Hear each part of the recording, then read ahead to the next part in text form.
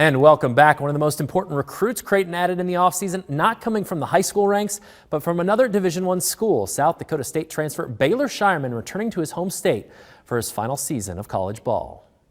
Baylor Scheierman will end his college basketball career as a Bluejay. But as a kid coming out of Aurora, the multi-sport standout was more about the Big Red. Growing up, I kept an eye on Nebraska a lot more than I did Creighton, to be completely honest with you. In state, if I was watching someone, it was Nebraska. However, when Scheierman had to decide which school to transfer to from South Dakota State, it was CU that won out in the end over NU. I consider both of them heavily. I mean, ultimately, I really did want to come home. I wanted to be closer to my fam, obviously my last year in college. But I think just like the deciding factor was kind of the culture was already built here, or it's been built here at Creighton for a long time, with Coach Mack doing such a great job.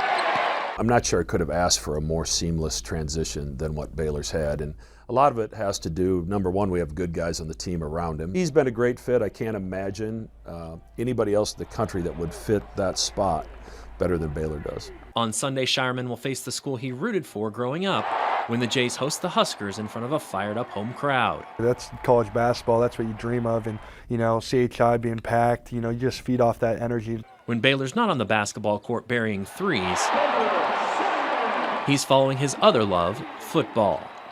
Back in 2018, Scheierman led Aurora to the C1 state championship while throwing for multiple state records, including an 11-man best 59 touchdowns.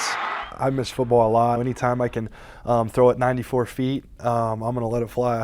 I really, with no hesitation. We've had him throw a couple of those full court passes in practice when we were in those situations, and he's got a rifle on him as an arm, but just a all-around good athlete, and great understanding of the game of basketball. And obviously, he plays the game of basketball much like a quarterback plays football. He makes a read, he's patient, and then he delivers it on time and in the right spot. Over the shoulder. Those things don't show up in the stat sheet, but they certainly show up on the film. After the break, we introduce you to CU's official scorer for the last 4 decades. He tells us his most memorable players, games, and moments in his front row seat with the Jays.